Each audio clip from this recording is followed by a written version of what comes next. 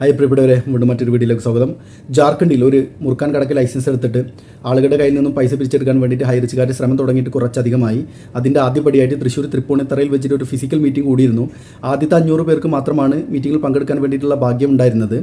ആളുകളുടെ ഉന്തും തള്ളുമാണ് എന്നാണ് ശ്രീനാ പ്രതാപൻ പറഞ്ഞത്. ആദ്യത്തെ 500 ആളുകൾക്ക് ചാൻസ് ഉണ്ട്. ഒരാൾക്ക് വെറും 10,000 രൂപ മാത്രമാണ് കമ്പനി ഫീസായിട്ട് നിശ്ചയിച്ചിരുന്നത്. ആളുകളുടെ ഉന്തും തള്ളുമാണെങ്കിലും 250 ആളുകളിൽ താഴെ മാത്രമേ മീറ്റിങ്ങിൽ പങ്കെടുത്തുള്ളൂ. ഈ പങ്കെടുത്ത 250 ആളുകളെല്ലാം തന്നെ 5 ലക്ഷം ഇട്ടിട്ട് 50 ലക്ഷം ഉണ്ടാക്കിയവരും 50 ലക്ഷം ഇട്ടിട്ട് 5 കോടി ഉണ്ടാക്കിയ തട്ടിപ്പുകാരാണ് ഇതിൽ പങ്കെടുത്ത ബഹുഭൂരിപക്ഷം ആളുകളും. പൈസ പോയ സാധാരണക്കാരൊന്നും തന്നെ മീറ്റിങ്ങിന് വന്നിരുന്നില്ല. നമുക്കറിയാൻ കഴിഞ്ഞത് പോലീസിൻ്റെ സ്പെഷ്യൽ ബ്രാഞ്ച് ഉൾപ്പെടെയുള്ള ആളുകൾ ഈ നടന്ന ഇവൻറ്റ് നിരീക്ഷിച്ചിരുന്നു എന്നാണ്.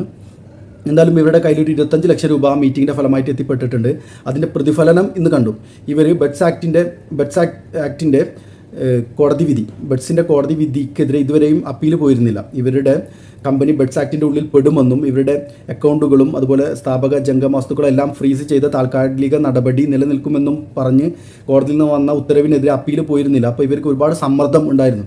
എന്തുകൊണ്ട് ഇതൊരു അപ്പീൽ പോയില്ല എന്ന് ചോദിച്ചിട്ട് ഇവരുടെ നിക്ഷേപകരുടെ അടുത്ത് നിന്ന് തന്നെ.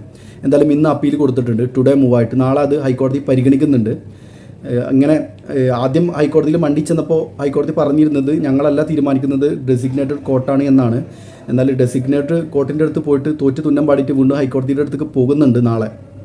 എന്താണ് സംഭവിക്കുന്നതെന്ന് കണ്ടറിയാം. ഒറ്റ ദിവസത്തെ സമയം കിട്ടിയത് കൊണ്ട് ഗവൺമെൻറ് പ്ലീഡർ സമയം കൂട്ടി ചോദിക്കാനാണ് സാധ്യത. പോസ്റ്റ്പോൺ ചെയ്യും മിക്കവാറും കേസ് നാളെ. അങ്ങനെയാണ് ഒരു സാധ്യത കാണുന്നത്. മറ്റൊരു കാര്യം, ഈ കേരളത്തിലെ എല്ലാ ജില്ലകളിലും നിക്ഷേപകർ ഇതിലെ ലക്ഷങ്ങളും കോടികളും ഒക്കെ ഉണ്ടാക്കിയ മുൻനിര ലീഡർമാർക്കെതിരെ പരാതിയുമായിട്ട് പോകുന്നുണ്ട്. കണ്ണൂരും കാസർഗോഡുമാണ് നിലവിൽ കേസ് വന്നിട്ടുള്ളത്. അടുത്തത് കോഴിക്കോടും മലപ്പുറം ഒക്കെ ആളുകൾ നിക്ഷേപകർ ഒരുപാട് ലീഡർമാർക്കെതിരെ പരാതിയുമായിട്ട് പോയിട്ടുണ്ട്.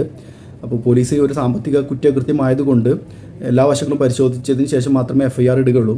മുഴുവൻ ജില്ലകളും ഇതിലും നേതൃത്വം നൽകിയ ആളുകൾക്കെതിരെ കേസ് വരാനുള്ള സാധ്യത കാണുന്നുണ്ട്. ശരി, അപ്പോൾ കേസിൻ്റെ വിശേഷങ്ങളുമായിട്ട് നാളെ വരാം.